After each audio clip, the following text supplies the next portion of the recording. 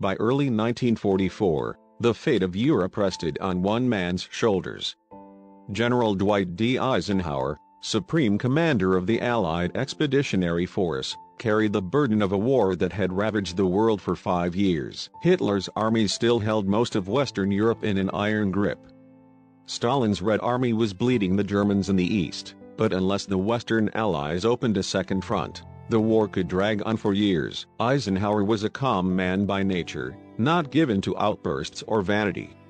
Yet behind that easy smile was a strategist who understood pressure better than most. The success or failure of what was to come would not only decide the war, it would define history itself. The plan was simple in theory, impossible in execution. Operation Overlord, the largest amphibious invasion ever attempted. Over 156,000 soldiers, 5,000 ships, and 11,000 aircraft would assault Normandy, France. The invasion had to succeed. There was no second chance. For months, Eisenhower coordinated the greatest military machine ever assembled. His headquarters in southern England buzzed with tension. Generals Montgomery, Bradley, and Lee Mallory argued over plans. Weather experts watched the skies. The press demanded answers. Yet Eisenhower kept his focus. "I will take full responsibility," he told his staff quietly. "If this fails, it will be my fault." The storm and the decision. The original invasion date was June 5, 1944. But nature refused to cooperate.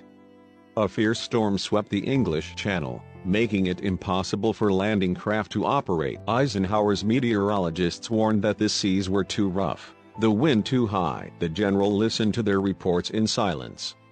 Outside, the rain pounded the tin roofs of Southwick House, his temporary command post.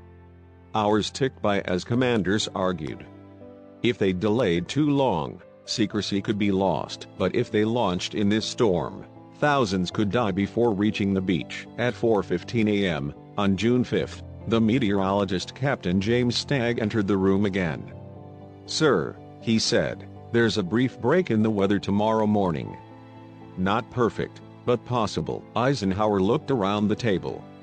Montgomery nodded. Bradley hesitated. The air was heavy with uncertainty. He stood, his face lined with exhaustion.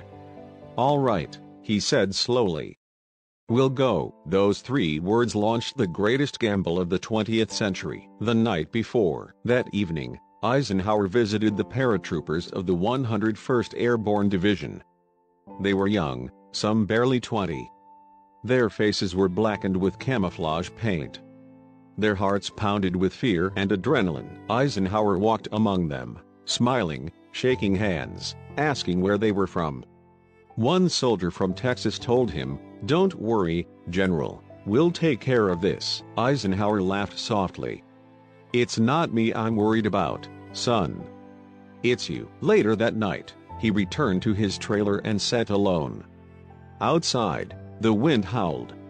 Inside, he wrote a short note on a slip of paper. "Our landings have failed. The troops, the air, and the Navy did all that bravery and devotion could do.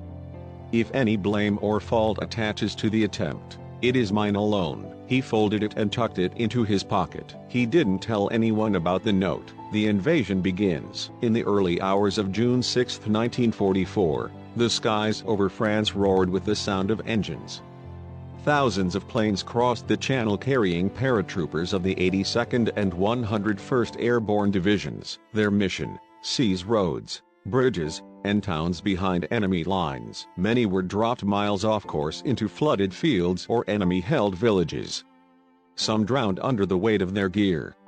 Others landed alone, scattered and lost. Yet they fought on, small groups forming wherever they could, sabotaging German defenses, cutting wires, blowing up bridges. At sea, the largest naval armada in history was moving toward Normandy.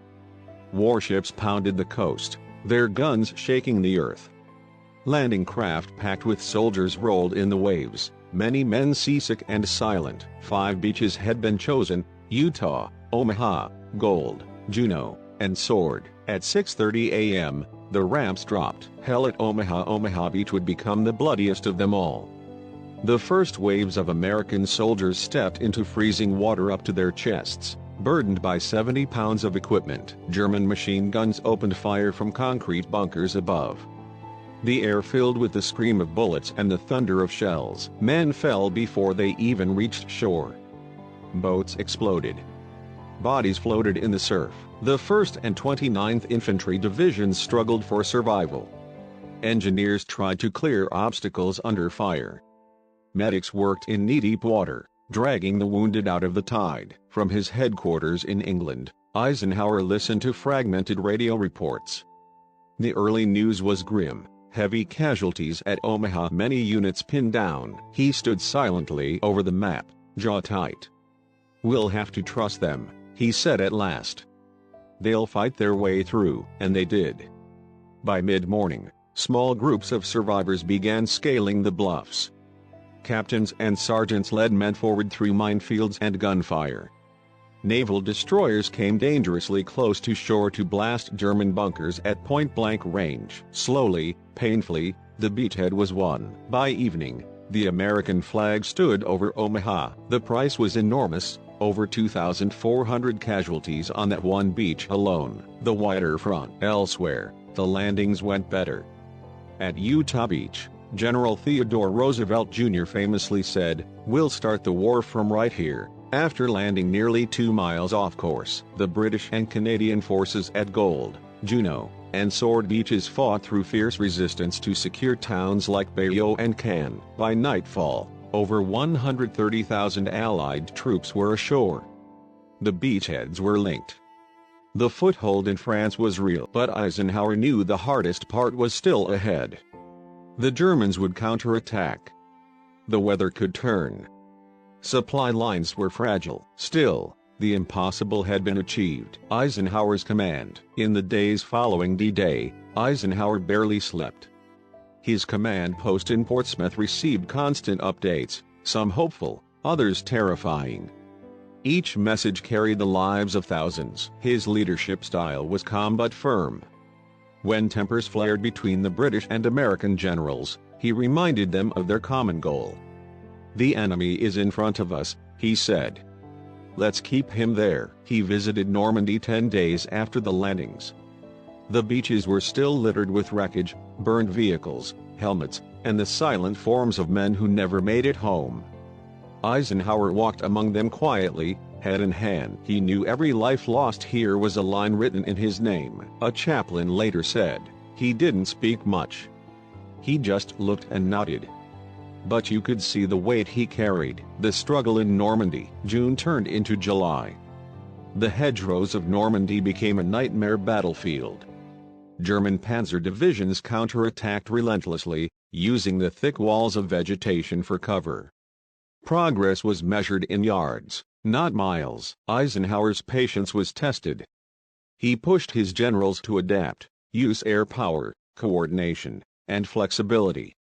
His belief in Allied unity never wavered, even when egos clashed. The British fought for Cannes. The Americans broke out from St. Lo. Operation Cobra finally shattered the German lines in late July. Eisenhower watched the reports come in and smiled faintly. "Now," he said, "we can really begin to move." Victory and reflection. By August 1944, Paris was liberated. The Allied armies had broken across France. The gamble of D-Day had paid off beyond all hope. When Eisenhower arrived in Paris, crowds cheered his name, but he stayed humble. "This isn't my victory," he said. "It belongs to the men who fought it." Still, he knew what the invasion had cost, over 10,000 Allied casualties in a single day. The beaches were secure, but thousands of mothers would never see their sons again. For Eisenhower, victory was always shadowed by loss. In his diary, he wrote, "Every life lost in this operation was a blow to my heart.